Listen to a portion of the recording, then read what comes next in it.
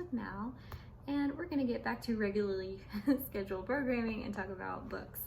I'm gonna talk about everything that I read in February and in March, and I combined it because I thought it would be a good idea, but then as I'm sitting down to film this, I'm like, well, it might be a little lengthy and maybe too much of a data dump. I'm not sure, but if you guys don't like me combining months, just let me know, and I won't do that anymore. So let's get started. The first book that I read in February was Radium Girls, and I really enjoyed it. It's about women, and it's set in 1915, 1917. It's a true story about the women who worked in these radium dial factories, and what they would do is they would paint these clock dials on watches, pocket watches, whatever, things like that, and then send them overseas to the men in the World War One. World War One. I have to think about that in a minute. Sorry. So World War One. I clearly know my history. Anyway, and so what they were painting these dials with was radium, which glows green, in the dark. And so it was such a new element. No one knew much about it, and they didn't realize how incredibly dangerous this element was. So, and these clocks and these pocket dials were so tiny, and it had to be painted so precisely that the bristles on the brush were very, very fine. And simple water, they tried a lot of different things to keep the bristles in their form, but they would fray because they were so fine. And so one girl tried this method where she would put it in her mouth, and that would hold the form of the bristles. So they called it lipping. So they would take the paintbrush in their mouth, dip it into the paint, which contained the radium, and then painted the dials. So they were poisoning themselves, but they didn't realize it. And I didn't know that this book was going to be very, very graphic. It's pretty graphic. Like, if you don't care about that kind of thing, then this won't bother you. But oh my gosh, what these women went through, I can't even imagine. Like, the radium, since it was such a minute amount, it didn't show its effects for about a year, and it would start in the mouth. So a lot of these women would go to the dentist, and they would be in so much pain that the dentist would have to extract the teeth. But once the tooth was extracted, the gap that was left behind, it wouldn't heal. And so slowly, it started to decay the mouth and attack the bones. Radium, it's kind of like calcium. It goes for the bones. And the first death, I don't even know if I want to say it. I kind of want to. I will, just because there are a lot of other cases, but I'll explain this one just so you kind of get an idea of how graphic it is. So this woman's mouth deteriorated so badly that her jaw was completely gone, basically. She would pull out bone in the bathroom. It was that bad. And so eventually she had no jaw, no support, and she basically hemorrhaged to death. I'll just say that. It's more graphic in the book. I won't read a passage or anything. And I read this in audiobook, which, if I'm kind of new to this whole YouTube thing, but if I can get a picture of the book, I'll put it somewhere over here. But yeah, it got me emotional. This book really got me emotional. I really cared about these women, and this story isn't told. I knew nothing about these women, and I just wish I had known. And this happened in Ohio, I believe. So, and these women, when they realized what was happening, certain doctors and certain dentists started comparing notes and then started putting the pieces together. But this radium dial factory was so, well known and prestigious and highly regarded that no one kind of went after them, and it like attacked them. And these women, they hired lawyers. There was one woman, Catherine Donahue, I believe her name was. She finally was heard and she went to court, and it was a lengthy process. And you know, this was, they were fighting with this radium dial company for over a decade. It took that long for them to be taken down, seriously. And let's see, what else can I say about it? It was just so good. I would highly recommend it. And there is a film on Netflix, and I haven't watched it because I saw one clip of it. You know how you go on Netflix and they'll show you like tidbits of a trailer. So I watched a little bit of it, and I was turned off right away, because keep in mind, this happened before women could vote. Like, they started working at this factory before women were even allowed to vote. So in the clip that I saw on Netflix, there's this one main character, and she walked down the factory, strutting down the factory, and, you know, yelling, they found radium in her bones. And that's not how these women were. That is not at all how these women were. They didn't, you know, yell out in the factory trying to get these women to quit. They went to the executives and just asked them, hey, is this okay for me to do? And the executives were like, yeah, it's such a minute amount, it won't hurt you. And they're like, okay, because what else were they going to do? And that's what I don't like, how Netflix, that whoever made that film, I don't like how they portrayed the women, you know, like strong, badass women. No, these women were very, very meek. It was during a time, like, you know, when women were more demure and they didn't speak out. And it's such a dishonor, I feel like. I'm about to go on a rant that I didn't even mean to go on. But I felt like so dishonoring, and it doesn't portray the women at all how they were.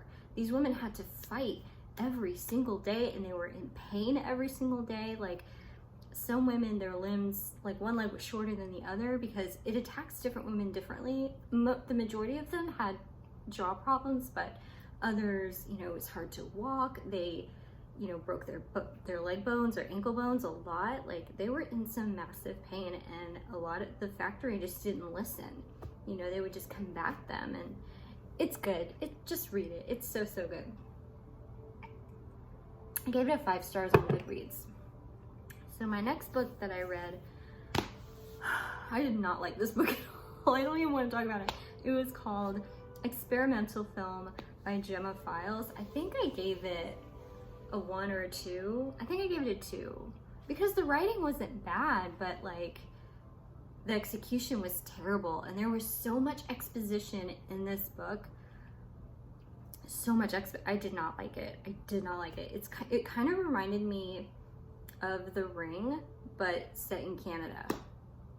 It wasn't good at all. And this author, Gemma Files, she does not like Americans, and she makes that real clear in this book.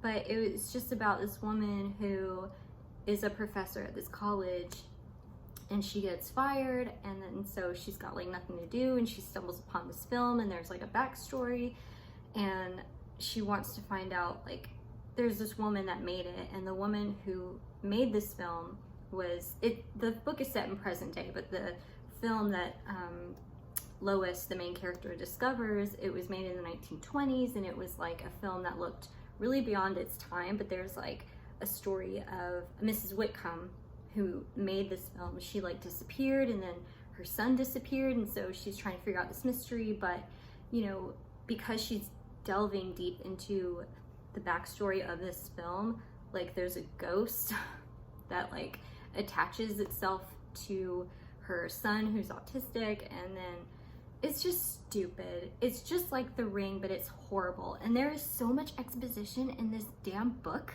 Like, she basically tells you how Facebook Messenger works. It's like, everyone who's reading this knows that. So it's just kind of like, that's wasted page time. Like, that's wasted ink. Like, you didn't need to tell us that. It was just very, I don't like it when authors do that because it feels very condescending. I did not like this. Putting that aside, moving on. The third audiobook I read, all of these are audiobooks, except for 2 of them. the Into the Fire by Dakota Meyer.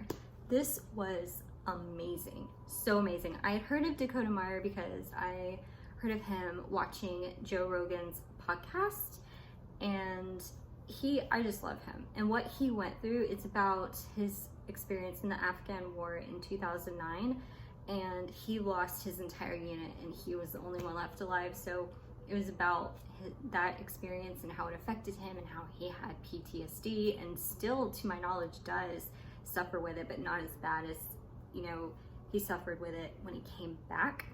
And that it was just so good. And because I watched his podcast and know how he speaks, that's how the book was written. You can tell it was written by him. Like, he didn't hire somebody to, you know, use flowery poetic language. It was Dakota, and I really appreciated that. I really did.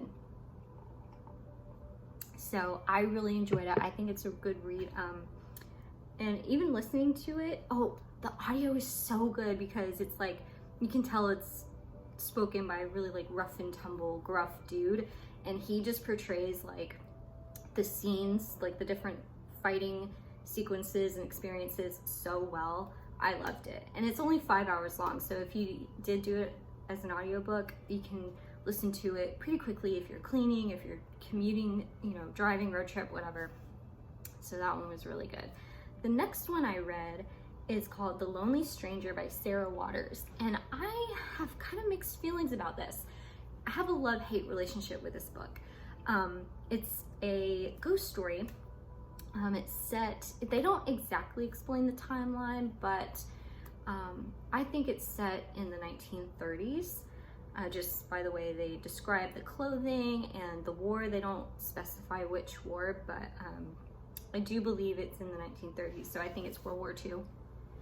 I think, I'm really bad with history, so don't quote me. World War I or World War II, I'm not sure. Moving on, we're not gonna delve into that too long because I'm just looking like a big dope right now. Anyway, so The Lonely Stranger, I gave it 3 stars. I did really like it. The writing was great. I want to read more by Sarah Waters. I got really emotional in the book. I just think, I keep saying that, but if a book makes me emotional, it's good. It tugs at the heartstrings. So they kind of they're able to evoke that kind of emotion in their writing. So I really like that.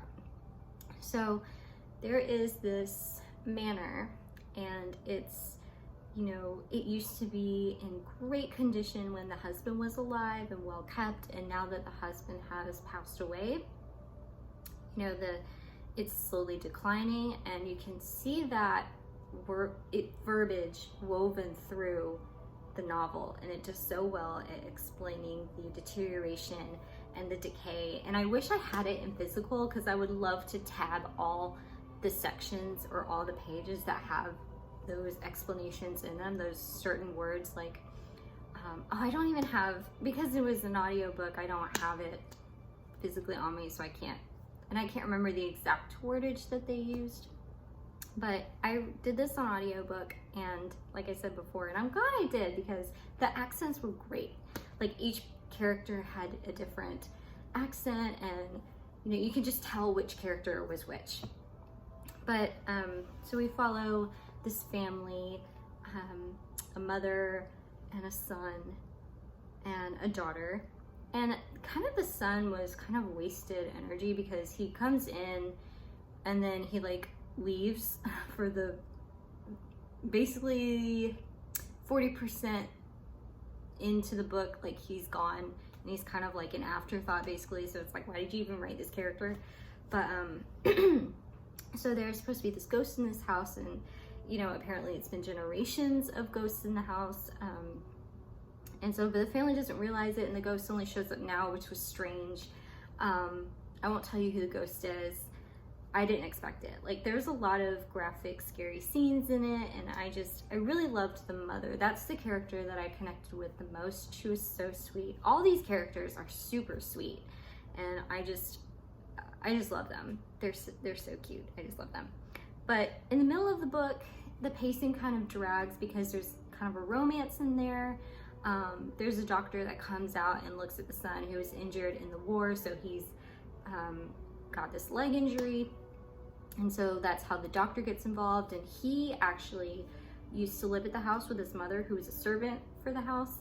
So that's how he's connected to the house. And the doctor, that their original family doctor, wasn't able to come and see them, so he takes their place, and then he kind of stays with them through the next year at the house. And so there's romance between the daughter and Dr. Faraday. That's who the doctor's name is. And I just didn't like it.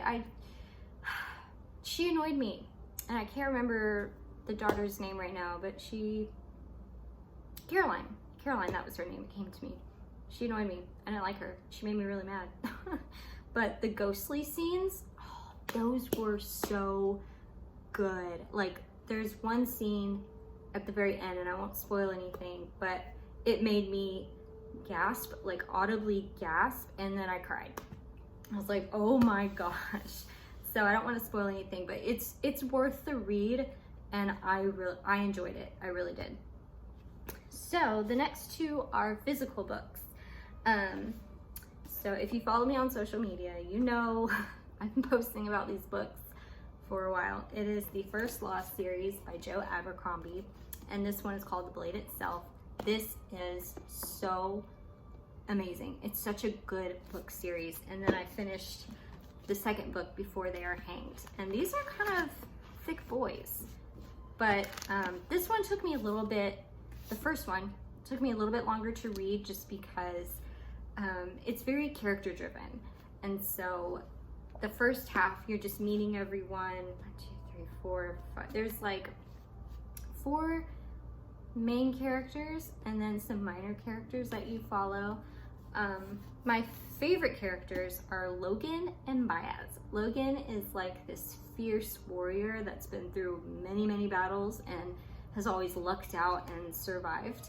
And then Bayaz is a magi. So he's like this wizard who's like 1,000 years old, and he's got some secrets and some motivations that he's not exactly forthcoming about for the people that he's going on a quest for, because he's got some bad blood with some people. And so there's this king in the north called Bethid, and he wants revenge and he wants power. So everyone's like gathering together and going to fight this main North King. And we have Inquisitor Glokta, and he is a prisoner of war. He was tortured by the Gurkish, who he was fighting like years ago, and then he survived, but he is constantly in pain, and he has to walk with a cane, and he's missing teeth. So his story is interesting, and he's part of the Inquisition, which is basically like he tortures people to get information. And so he's a part of like this whole political intrigue, and he's interesting. I didn't like him at first, but he's slowly growing on me. He's not my favorite, but I like him. He's very, very fun. I really enjoy his chapters. We get his inner monologue, and there's a lot of gray characters in this, which I love. I love that there are gray characters. And then we have Jezal. I don't like him. He's this narcissistic little ass, and he goes on an a very interesting journey, which is good, because if he didn't go on an interesting journey, I wouldn't like him.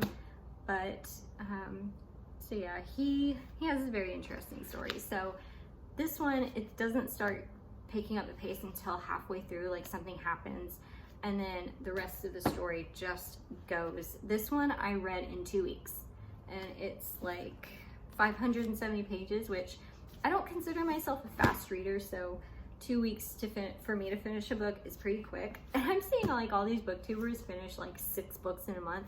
I don't know how they do it. I honestly do not know how they do it. It must be like that's all they do. But some do have jobs, like full-time jobs, and they're still able to read like a ton of books. Whatever. My pacing is what it is, okay? This book is so good. This one's been my favorite. I'm reading the 3rd one right now. I'm like almost halfway done with it. I love these books. This one, the pacing just goes. So much happens in it, and there's, you know, political intrigue, and there's battles. The battle scenes are so good. Like, I thought I was gonna have trouble with the battle scenes, but the way Joe writes, it's very, very fluent and fluid, and it's just easy to read. His fight scenes are kind of cinematic, and they're just very easy to follow. So it's so good. I would recommend it. I've gotten emotional a lot in these books, especially in the second one. So yeah, sorry this is kind of long, so if you don't like me combining months, just let me know and I'll separate them. I don't know if you guys mind long videos. This is my longest, 20 minutes. But anyway, that's everything that I read in February and March, and I will do what I read in April, and I'll just keep it to April because I'm kind of making up my mind through this video that I should probably just keep it separate, even if I only read 2 books in a month. So anyway, I hope you have a good day and a good Easter.